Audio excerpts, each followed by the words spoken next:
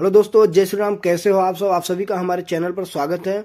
और आज हम बात करने वाले हैं दोस्तों, उत्तर प्रदेश पुलिस की जो न्यू वैकेंसी आई है, कल उसका नोटिफिकेशन रिलीज हुआ है 2023 दिसंबर 2023 को। तो दोस्तों उसमें कई ऐसे दोस्तों का, कई ऐसे मेरे भाइयों का फ़ोन आया, मैसेज आया कि आप थोड़ा सा एज का जो डाउट है वो और क्लियर करिए। तो क्योंकि पिछली वीडियो में बहुत ज़्यादा एज पे बताया तो था, शायद हो सकता है नहीं क्लियर हुआ हो और डाउट रह ही जाता है एज को लेके। तो आज हम वो डाउट क्लियर करेंगे और फिजिकल के बारे में बात करेंगे। तो ये इस वीडियो के बाद शायद कोई और डाउट ना रह जाए आप लोगों का। तो दोस्तों आप सभी से रिक्वेस्ट है कि अगर हमारे चैनल पर आप नए हैं तो चैनल को सब्सक्राइब करिए, वीडियो को ज़्यादा से ज़्यादा शेयर करिए ताकि और भी दोस्तों के, भाइयों के पास पहुँचे, ताकि उनका डाउट क्लियर हो जाए एज को लेके। तो दोस्तों यहाँ पे जो वैकेंसी है उसके बारे में कोई डाउट है नहीं, और सैलरी का कुछ डाउट रहा नहीं है क्योंकि सैलरी पे हमने बात कर ही लिया था। और ये रहा आपका वैकेंसी जनरल का, ईडब्ल्यूएस का और ओबीसी एससी एसटी, उनका वैकेंसी का आपका डाउट क्लियर है। टोटल 60,244 पद है। और यहाँ पे दोस्तों देखिए, फॉर्म जो है आपका 27/12/2023 से भरना स्टार्ट हो जाएगा, आप अप्लाई कर सकते हैं। लास्ट डेट इसका 16/1/2024 है। और शुल्क समायोजन एवं आवेदन में संशोधन की अंतिम तिथि 18/1/2024। तो दोस्तों मैं ये नहीं कहूँगा आप लास्ट डेट का इंतजार करिए, आप कल से 27 तारीख से स्टार्ट कर दीजिए भरना, और 31 दिसंबर तक आप अपना भर के सारा कुछ खत्म कर लीजिए, क्योंकि बाद में साइट हैंग करेगा। और यहाँ पे देखिए शुल्क की बात कर लें दोस्तों, 400 रुपया शुल्क है जनरल और ओबीसी वालों के लिए, और एससी एसटी का फ्री है। और यहाँ पे दोस्तों हम थोड़ी सी छूट की बात कर ले तो यहाँ पे देखिए आप, उन्हें विशेष छूट दिया जाएगा जो इन मानक में आते हैं, जैसे जो DOEA ACC और NIELT सोसाइटी में कंप्यूटर में O लेवल का प्रमाण पत्र उनके पास है। प्रादेशिक सेना में न्यूनतम 2 वर्ष की अवधि उनकी पूरी हुई हो, उन्हें छूट मिलेगा। और जो राष्ट्रीय कैडेट कोर का B प्रमाण पत्र जिनके पास है, उन्हें भी छूट मिलेगा दोस्तों। अब यहाँ सबसे बड़ी बात एज को लेके है दोस्तों, तो आइए हम एज पे बात कर लेते हैं। आपको चाहिए तो आप लिख भी लें अगर डाउट है, या फिर वीडियो आप रिपीट देख लीजिएगा। यहाँ पे एज को लेके देखिए, हम बात करेंगे दोस्तों पहले मेल कैंडिडेट जो जनरल में है, उनका 2 जुलाई 2001 से लेके 1/7/2005, 1 जुलाई 2005 के बीच में डेट ऑफ बर्थ है, तो वो एलिजिबल हैं ये वैकेंसी भरने के लिए। हो गया दोस्तों, यहाँ पे तो क्लियर हो गया होगा। आप यहाँ पढ़ भी लेना, बाकी मैं आपको जो बता रहा हूँ वो आप ध्यान से सुन लेना। बाकी OBC SC ST male candidate की हम बात करेंगे तो उन्हें 5 साल का एज रिलैक्सेशन है, जो सिर्फ यूपी के निवासी हैं, उत्तर प्रदेश के लिए। बाहर अदर स्टेट की मैं बात नहीं कर रहा हूँ, अदर स्टेट की बात अभी मैं करूँगा आगे। तो जो यूपी कैंडिडेट मेल हैं ओबीसी एससी एसटी, उनका रहेगा 5 साल का छूट है उन्हें। उनका 2 जुलाई 1996 से लेके 1 जुलाई 2005 के बीच में उनका डेट ऑफ बर्थ होना चाहिए, वो एलिजिबल हैं इस पे।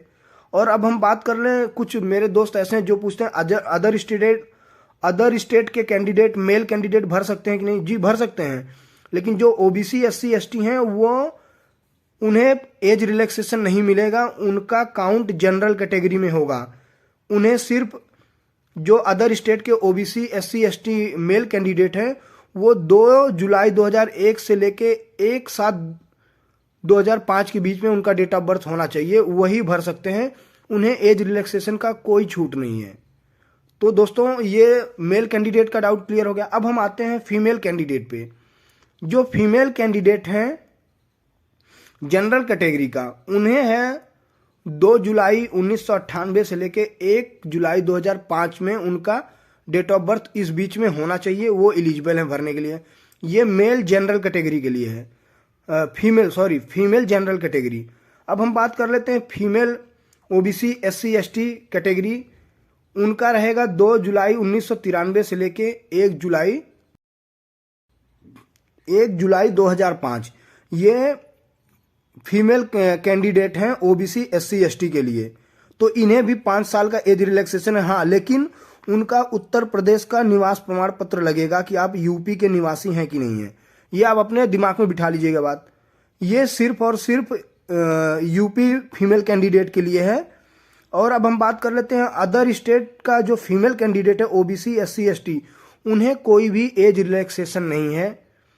तो उम्मीद करता हूं कि इसमें अब आपको कोई डाउट नहीं रह गया होगा एज रिलैक्सेशन को लेके। तो जो जनरल कैटेगरी के जो OBC SC ST male candidate हैं उन्हें 5 साल का एज रिलैक्सेशन है, लेकिन उत्तर प्रदेश का निवास प्रमाण पत्र होना चाहिए। और जो फीमेल कैंडिडेट हैं ओबीसी एससी एसटी उन्हें भी 5 साल का एज रिलैक्सेशन है, उन्हें भी निवास प्रमाण पत्र उत्तर प्रदेश का जमा करना पड़ेगा। और बाकी जो हैं उन पे सेम वही रूल लागू होगा जो अदर स्टेट के हैं। उन्हें जो उत्तर प्रदेश के जनरल कैटेगरी के हैं मेल फीमेल कैंडिडेट उनके ऊपर वही रूल सेम लागू होगा। जो फीमेल कैंडिडेट है अदर स्टेट के वो फीमेल कैंडिडेट पे उनका वही रूल लगेगा। तो आप अब एज को लेके कोई डाउट अगर रहा हो फिर भी तो आप हमें कमेंट में पूछ लेना, हम आपको समझा देंगे।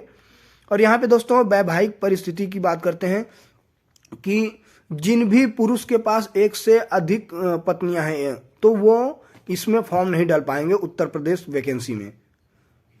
और यहाँ पे दोस्तों हम हाइट की बात कर लेते हैं।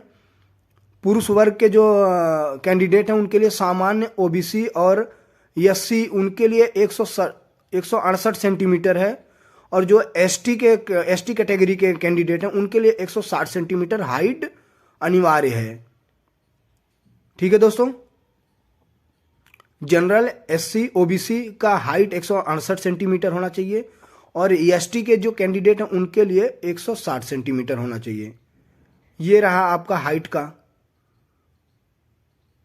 और बाकी अभी हम आगे आपका जो रनिंग का है कि कितना दौड़ना है, दौड़ कितना है इसमें और चेस्ट कितना वो भी हम बताएंगे। यहाँ पे देखिए आप चेस्ट की बात कर लेते हैं। पुरुष जो मतलब मेल कैंडिडेट है उनके लिए जनरल ओबीसी और एएससी का चेस्ट आपका होना चाहिए 79 सेंटीमीटर बिना फुलाए और 84 सेंटीमीटर फुलाने के बाद होना चाहिए। 5 सेंटीमीटर फुलाव चाहिए।